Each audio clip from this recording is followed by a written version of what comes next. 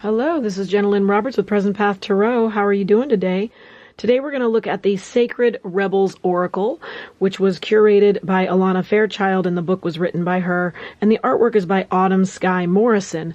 The reason I grabbed this deck from the Tarot Potlatch, so this isn't a brand new edition, this is a used edition that I got, and I believe in used decks. I don't believe I've cleansed it and I put it in order. I have this particular image on my shrine, and so I saw it and I thought, well, that seems like it belongs to me. The book is a very nice book, and she clearly put a lot of work into talking about the meaning of each card, including a healing process for what you need to know in order to, find peace with that particular aspect of your life. So I thought it was a nice book. I'm not a huge oracle card reader. It's not my main thing, although I do use the I Ching, but I don't really consider the I Ching to be oracle because it's older than tarot. So I think it's just a different system of divination that's from a different culture. These are the backs of the cards. They're pretty good sized cards, as you can see from my hand. And the texture of them, they're very firm. They're very, very firm cards, and they're very, very glossy cards. So we might get some light reflections going on during this today. They're large cards, and they're beautiful. I got this deck in part because I used to go to festivals like Beloved, that was out in Oregon, and her art was just all over the place, and it was in my friends' homes. So it's very familiar art to me, and I do think Skye has a really beautiful gift for painting new age, fanciful, dreamlike, beautiful images. So After the Storm, with an owl carrying a sacred geometry 3D Star of David. Inner Trust kind of looks like a high priestess, and the meaning of the card Inner Trust would definitely be high priestess related, so I can't help but wonder if there's going to be some tarot overlap going on here. Inspiration, also the floweriness of it also kind of captures that Empress vibe, and that's number 3. So Against the Grain, breaking away from the Emperor thing, but I mean, I just think it's so beautiful. I love the light reflections on the body, and she's a beautiful artist. I mean, no question that it's well done art. Follow Your Own Rhythm has that ecstatic dance feeling. Shock of the New. Interesting, with sort of a Vishuddha chakra thing going on here. This card was on my shrine as a postcard that I had purchased at a festival, and so I was like, well, there we go. I may as well have the deck. Be the hunter, not the hunted. I mean, a lot of these, the words give away a lot of the messages. And what do you feel? Yeah. Checking in. Releasing allegiances. Interesting, and she has like flies on her. So you can take the image and use your own messaging for that, or you can also take the meaning that it gives you in the words, and of course you can use the book, but if you want to just go with interpretations on your own, every journey starts with a single step. One of the reasons I struggle with oracle decks is because the meanings aren't always striking enough to me, and the images, this is one of my favorite images of Autumn Skies. It's just such a lovely lover's card type image. Power of Attraction, Going Beyond Normal. I just love her art, and so I think in this deck I'll enjoy using it more, because I would probably do it as a one-off card pull where just let that one image speak to me with big bold vision.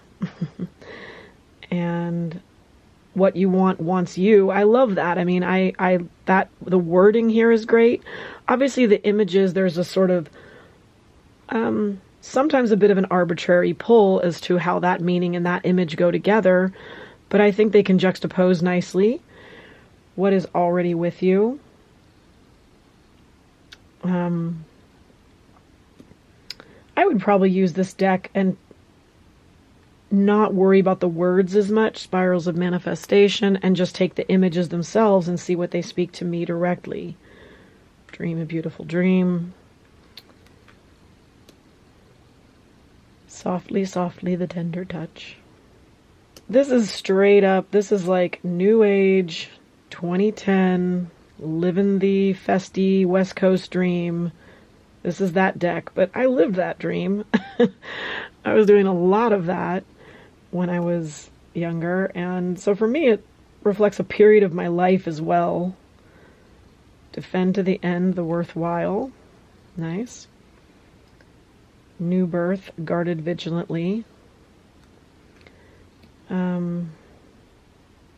Release the dark wound, let love live. It's a beautiful deck because, I mean, I'm a huge fan of Autumn Skye's art. It's just, yeah, it's New Age, but it's like high quality New Age. I don't know, not to knock New Age, but sometimes I'm not a fan of New Age art. Sometimes I'm like, ooh, it's too much for me. But hers is just beautiful. And I think easy to appreciate. The perfection of your life. Trust yourself. See, for me, trust yourself in this image, I mean, they're great, but I just feel like I could say a lot more different things from this card based on just the image and take out the concept of trusting yourself being a part of it and come into a different sort of messaging. Find more intuitive messaging from the image itself. But I'll poke around the book and see if it resonates with me in how she interprets them in a more paragraph style than just the words and titles.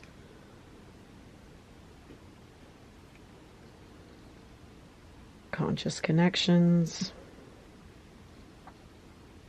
Listening for the truth. Focus on the light. Restore and replenish. Free from judgment, free to love. Sacred Fool.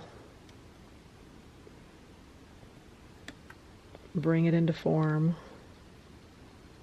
I mean, I love this image, but I don't understand how bring it into form is exactly the message I'm seeing there. But I feel like I could take a lot of other messages about walking a divine path and or something and go with that. Go with what's feeling it for me, you know? So that's how I roll with oracle decks often. Visions of life beyond death. And Pandora's Gift. So it's 45 cards. They are quite beautiful. They are quite thick. And just to give it a little shuffle here for you. They have a good firmness to them. So nicely made deck.